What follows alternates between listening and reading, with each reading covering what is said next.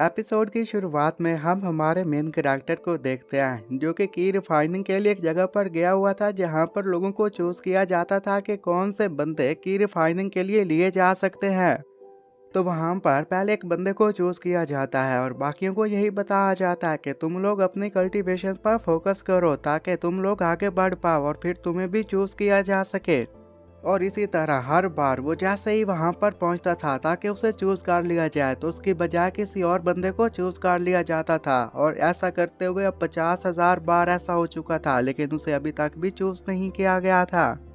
इन सारी बातों को लेकर अब वो काफी ज्यादा तंग आ गया था। एक दिन वो एक छत पर बैठा होता है और उसके पास एक बूढ़ा बंदा खड़ा होकर सफाई कर रहा था कि तभी वहां पर मौजूद एक जानवर को चूज कर लिया जाता है और ये देखने के साथ वो और भी ज्यादा हैरान हो जाता है।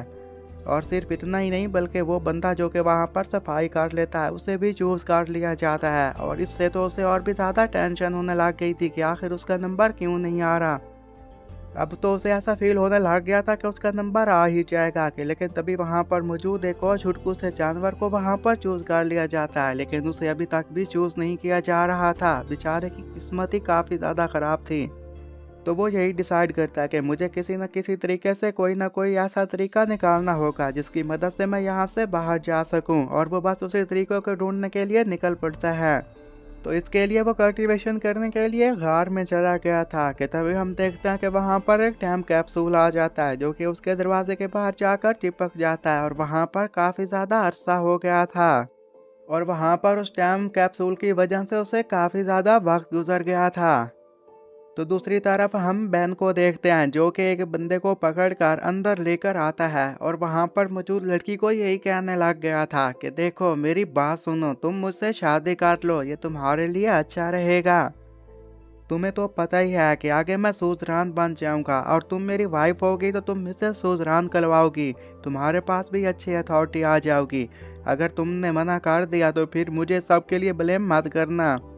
तो त्यान उसकी बात सुनने के साथ उसे यही कहने लग जाती है कि मैं जिसका नाम त्यान है तुम्हारे साथ शादी करने से अच्छा मैं मरना पसंद करूंगी। ये कहते साथ ही वो वहां पर पावर को एक्टिवेट कर लेती है।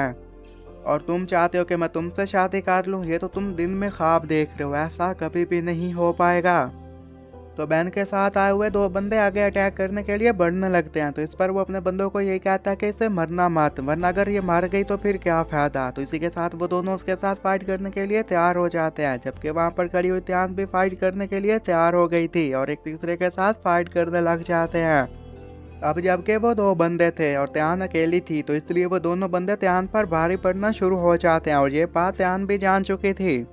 तो दूसरी तरफ हम हमारे मेन कैरेक्टर को देखते हैं जो कि घर से बाहर आ चुका था। वहां पर उसे 10,000 साल हो जाते हैं। जैसे ही वो बाहर आया था तो उस वक्त वो बूढ़ा हो चुका था लेकिन बाहर की एनर्जी की वजह से वो दोबारा जवान हो जाता है और यही कहने लग गया था कि मैंने 10,000 साल और स्पेंड कर दिया और अभी तक मैं अपनी बेस भी नहीं बना पाया और मुझे यहाँ पर की रिफाइनिंग करते हुए पूरा 1 लाख साल हो चुके हैं। और वो जिस गांव में आया था वहाँ पर एक बंदा भी मौजूद नहीं था क्योंकि वहाँ पर सभी बंदों को चूज कर लिया गया था और ये अपने गांव में अकेला बचा हुआ था। वहाँ पर मौजूद जानवरों को भी चूज कर लिया गया था लेकिन अभी तक उसे चूज नहीं किया गया था और ऊपर से काफी सारे लोग मारे भी जा चुके थे जिनमें शैनमो बिल्डिंग के लोग शामिल थे, ज्ञानजी पैलेस के लोग शामिल थे, लिंगशान रूम के लोग शामिल थे।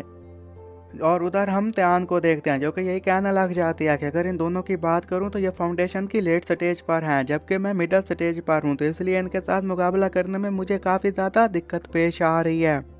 फिर वो अपनी स्वॉर्ड की मदद से उन पर अटैक करने के लिए तैयार हो जाती है कि तभी वो दोनों बंदे भी एक फार्मेशन बना लेते हैं और इसी के साथ वो जैसे उन पर स्वॉर्ड की मदद से अटैक करती है तो वो फार्मेशन के यूज़ करके उसके स्वॉर्ड के अटैक को नाकाम कर देते हैं और इसी दौरान उसे भी पीछे धकेलने में कामयाब हो गए थे। और बहन ये सब कुछ देखने के बाद आगे बढ़ते हुए यही कहने लग जाता है कि यार खूबसूरत लड़की मेरी बात सुनो, तुम हमसे पंगा नहीं ले सकती, हम यहाँ पर काफ़ी सारे लोग हैं और ऊपर से हमारी फाउंडेशन भी लेट स्टेज तक पहुँची हुई है, तो तुम्हें क्या लगता है कि तुम हमें हरा पाओगी? तो तुम्हारे पास अब एक ही ऑप्शन बचा है, बस तुम मुझसे शादी कर लो, मैं तुम्हें खुश रखने की कोशिश करूँगा। और उसकी ये बातें सुनने के साथ ही अब ध्यान थोड़ी सी हैरान हो जाती है कि फिर उधर हम देखते हैं कि शू जैंग तक ये खबर पहुंच चुकी थी और वो यही कहने लग जाता है कि वेल लगता है कि त्यान क्लान को खतरा है, मुझे वहां पर जाना होगा। अब वो लड़की जैसे ही खुद को मारने वाली थी कि तभी वहां पर शू आ जाता है और वो उसका हाथ को रोक लेता है ताकि खुद को ना मार सके। तो उसे देखने के साथ बेन यही कहने लग जाता है कि तुम कौन हो। ले जैसे ही वो उसकी तरफ देखता है तो कहता है कि मैं तो खामखा डर गया था, मुझे लगा यहाँ पर एल्डर आ चुका है, लेकिन तुम तो एक आम से बंदे हो। जबकि उनकी बातें सुनने के साथ शू यही कहने लग जाता है कि तुम मुझसे पंगा मत लेना वरना तुम्हारा अंजाम अच्छा नहीं होगा। और उसकी ये बात सुनने के साथ जैसे बैन के लोग तो काफी ज्यादा डर गए थे, कुछ भी नहीं डरे थे बल्कि मुस्कुरा रहे थे। वो यही कह रहे थे कि तुम एक फूल लग रहे हो, तुम्हें लगता है कि तुम हमें हरा पाओगे। उस एल्डर के साथ एक मास्टर भी खड़ा हुआ था, वो यही कह रहा था कि इसे तो मैं ही संभाल लूंगा, देखो कि अब मैं इसका क्या हशर करता हूँ। वो जैसे ही शू पर अटैक करने के लिए आगे जा रहा था कि तभी शू वहां पर सिर्फ अपनी फिंगर की पावर का इस्तेमाल करके उसे दूर गिरा देता है। और ये देखने के साथ वहां पर बुढ़े लोग हैरान हो जाते हैं और कहते हैं कि लगता है कि अब हमारी खैर नहीं है। और फिर इसी के साथ शू आगे बढ़ता है और वो साइड पर खड़े हुए बंदे की पावर का इस्तेमाल करके उसे वहीं पर मार देता है। फिर वो सामने खड़े हुए गैल्डर को ये कहता है कि तुम्हारी तो मैं सांस भी बंद कर दूंगा, जिसकी वजह से वो फिर सांस नहीं ले पा रहा था। और उसके साथ खड़े हुए बंदे को ये कहता है कि तुम्हें मैं बहुत ज़्यादा पेनफुल डेथ दूंगा, और इसी के साथ उसे पेन देना शुरू कर देता है। बैन के साथ अब सिर्फ एक ही एल्डर बाकी बचा हुआ था। बैन ये देखने के बाद यही कह रहा था कि ये तो मेरे लोगों को मार रहा है, लगता है कि ये जिंदान लेवल तक पहुंचा हुआ है, अगर हमें हमारी जान बचानी है तो हमें यहाँ से भागना होगा। ये कहते साथ ही वो दरवाजे की तरफ भागने लग गए थे, क्योंकि अगर जिंदान कल्टीवेटर्स की बात की जाए तो वो इनविंसिबल होते हैं। इन इनविंसिबल के साथ फाइट करना हमारे पास की बात ही नहीं होती, तो इसलिए उसे जान प्यारी थी तो वो वहां से भागने लग गया था। कि तभी पीछे से खड़ा हुआ शू यही कहता है कि तुम बच्चे आखिर मैं भी देखता हूँ कि कहाँ तक भाग कर जाओगे। और इसी के साथ ही एपिसोड भी यहीं पर ख़त्म हो जाता है।